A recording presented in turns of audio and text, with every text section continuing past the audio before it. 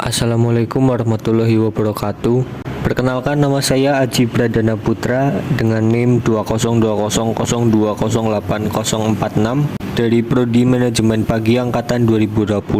Kali ini saya akan mempresentasikan tugas dari Bu Titi Haryanti SEMSI pada mata kuliah Pemasaran Internasional dengan tema lingkungan politik dan hukum. Pada bab yang pertama, perjanjian internasional. Pengertian perjanjian internasional adalah suatu kesepakatan yang disetujui oleh pihak-pihak di bawah hukum internasional. Perjanjian internasional bersifat global karena mengatur negara maupun organisasi internasional yang ada di dunia. Pengertian menurut para ahli, menurut Jeremy Bentham, perjanjian internasional adalah aturan yang mengatur hubungan antar negara. Jeremy Bentham adalah orang pertama yang mencetuskan istilah perjanjian internasional pada tahun 1780.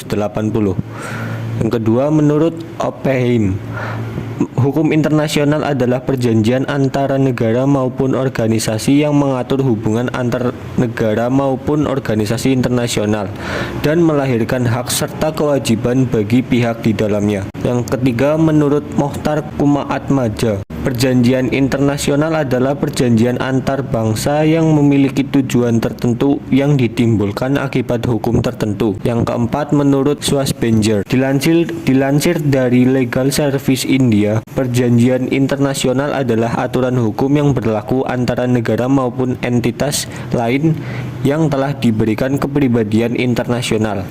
Swassbenger beranggapan entitas apapun yang berada di dalam perjanjian internasional memiliki hak dan kewajiban yang telah diatur di dalamnya. Klasifikasi perjanjian internasional. Yang pertama, menurut subjeknya. Perjanjian internasional dibagi menjadi perjanjian antar negara, perjanjian antara negara, dan subjek hukum internasional, dan perjanjian antar subjek hukum internasional. Yang kedua, menurut jumlah pesertanya. Perjanjian internasional dibagi menjadi perjanjian bilateral atau dua pihak dan perjanjian multilateral atau lebih dari dua pihak. Yang ketiga, menurut proses pembentukannya. Perjanjian internasional dibagi menjadi tiga tahap: perundingan, penandatanganan, dan ratifikasi, serta dua tahap: perundingan dan penandatanganan. Yang keempat, menurut isinya. Perjanjian internasional dibagi menjadi segi politis, segi hukum, segi ekonomi, segi batas wilayah, dan segi kesehatan. Yang kelima, menurut strukturnya. Perjanjian internasional dibagi menjadi lawmaking treaties atau aturan hukum yang berlaku di seluruh dunia, dan treaty contract atau aturan hukum yang berlaku bagi pihak-pihak dalam perjanjian saja. Yang keenam, menurut pelaksanaannya. Perjanjian internasional dibagi menjadi dispositive treaties atau perjanjian setelah tujuan tercapai, dan executory treaties atau perjanjian yang dilaksanakan terus-menerus. Tahapan dan contoh perjanjian internasional. Dalam buku Pengantar Hukum Perjanjian Internasional tahun 2019 oleh Sukarmi dan teman-teman, perjanjian internasional dilakukan dalam 4 tahapan, yakni yang pertama, perundingan, berisi negosiasi secara diplomatis yang diikuti oleh delegasi negara dalam membicarakan tujuan, aturan, hak, serta kewajiban yang harus dipenuhi oleh semua pihak. Yang kedua, penandatanganan, dilakukan oleh delegasi pihak di atas kertas perjanjian internasional. Yang ketiga, ratifikasi atau pengesahan, adalah pengesahan dokumen perjanjian internasional di negara asal oleh kepala negara. Yang keempat, pengumuman atau deklarasi, di mana perjanjian internasional diberitahukan kepada rakyat. Contoh perjanjian internasional antara lain, yang pertama ada perjanjian Linggarjati, perjanjian konferensi meja bundar, perjanjian New York, piagam PBB, protokol Jenewa, konvensi senjata biologis dan racun atau BWC, konvensi senjata kimia atau atau CWC, Konvensi Perlindungan Tanaman Internasional atau IPPC, dan Kemitraan Global Melawan Penyebaran Senjata dan Bahan Pemusnah Massal atau GP. Selanjutnya, hukum internasional. Pengertian hukum internasional adalah sistem hukum independen di luar tatanan hukum sebuah negara.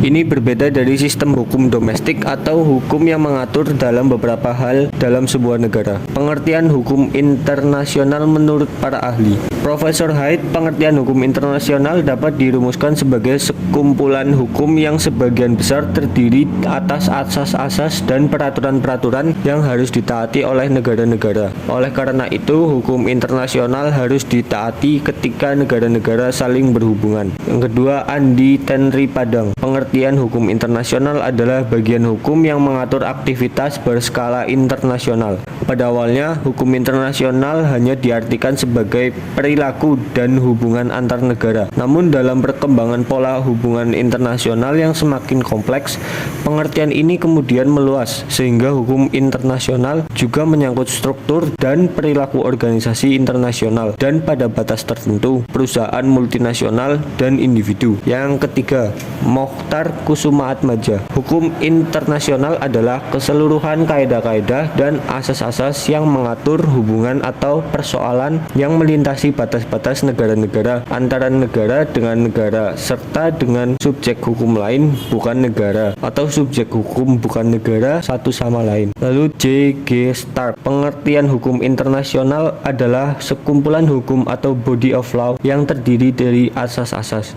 Hukum internasional bersifat wajib, sehingga harus ditaati oleh negara-negara di seluruh dunia dalam menjalin hubungan internasional. Menurut Rebecca M. Wallace, hukum internasional adalah peraturan dan norma yang mengatur tindakan negara-negara dan entitas lain. Menurut Hugo de Groot, pengertian hukum internasional merupakan hukum yang berdasarkan kemauan bebas dan persetujuan sebagian atau keseluruhan negara. Hukum ini dibentuk untuk mencapai kepentingan bersama. Peranan hukum internasional. Menurut para ahli, peranan hukum internasional adalah sebagai berikut. Yang pertama, menurut Mokhtar Kusumaatmadja, peranan hukum internasional adalah menciptakan sebuah ketertiban sehingga menjadi pokok terciptanya sebuah struktur sosial yang teratur. Selain itu, hukum memiliki tujuan lain, yakni membuat keadilan yang sesuai dengan masyarakat dan zaman dapat terwujud.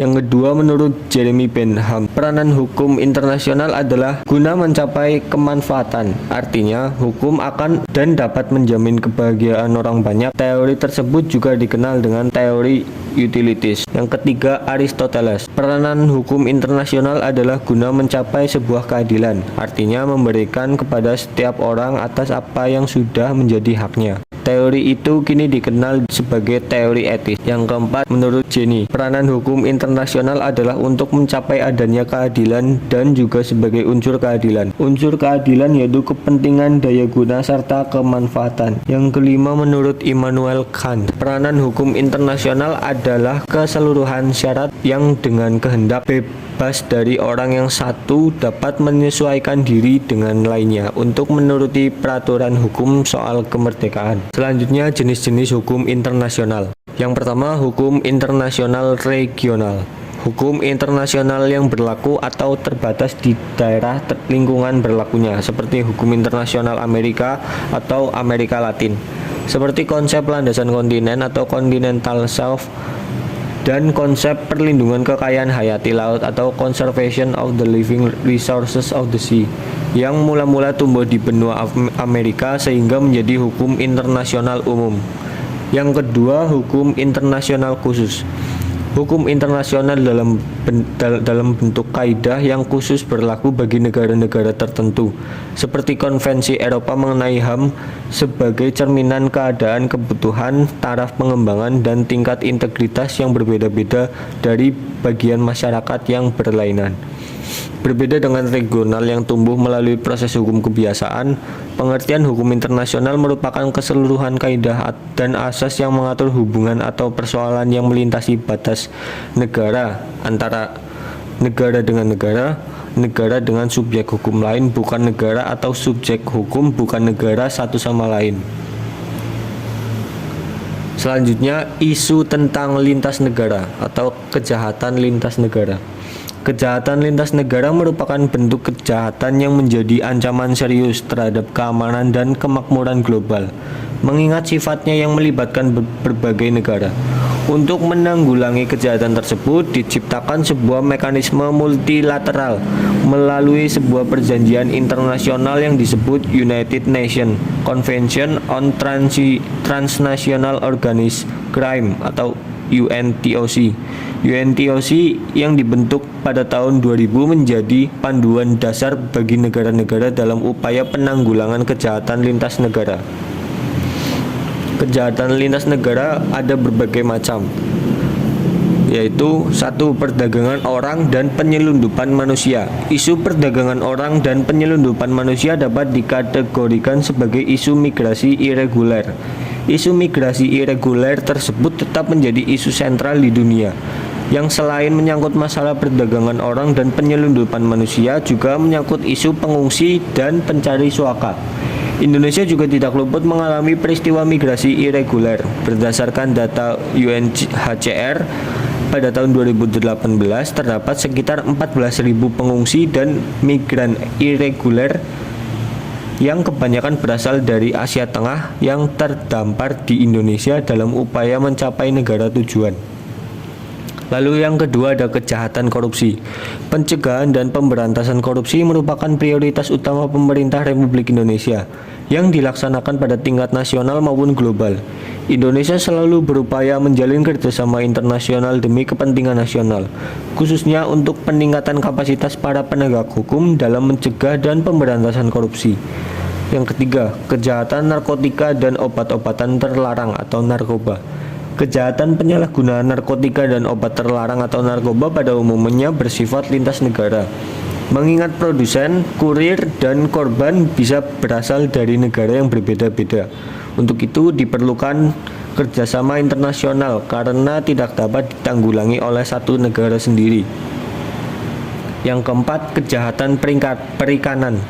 Indonesia sebagai negara kepulauan memiliki kepentingan besar dalam menjaga wilayahnya dan menegakkan kedaulatan termasuk terhadap kejahatan perikanan.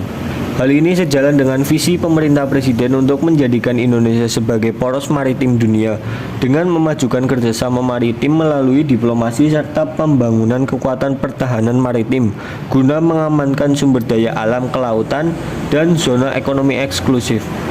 Kerjasama penanggulangan kejahatan perikanan akan mendukung strategi pemerintah Republik Indonesia dalam rangka memperkuat jati diri sebagai negara maritim, yaitu mengintensifkan penegakan hukum dan pengendalian kejahatan perikanan, serta kegiatan lain yang merusak laut. Lalu yang kelima, kejahatan lintas negara baru dan berkembang. Pada tahun 2010, Conference of States Parties atau COSP UNTOC yang kelima telah mengidentifikasi beberapa kejahatan lintas negara baru dan berkembang atau New and Emerging Crimes, antara lain cybercrime, identify related crimes, perdagangan gelap benda cagar budaya, kejahatan lingkungan, pembajakan di atas laut, dan perdagangan gelap organ tubuh. Kejahatan lintas negara baru telah menjadi perhatian dari dunia internasional, mengingat jumlahnya yang semakin meningkat dan caranya semakin beragam. Kerugian yang ditimbulkan dari kejahatan jenis ini juga sangat besar. Sekian presentasi dari saya mengenai lingkungan politik dan hukum dunia dengan subbab-subbab yang sudah saya jelaskan. Semoga dapat dimengerti, dan apabila banyak kesalahan kata, saya mohon maaf.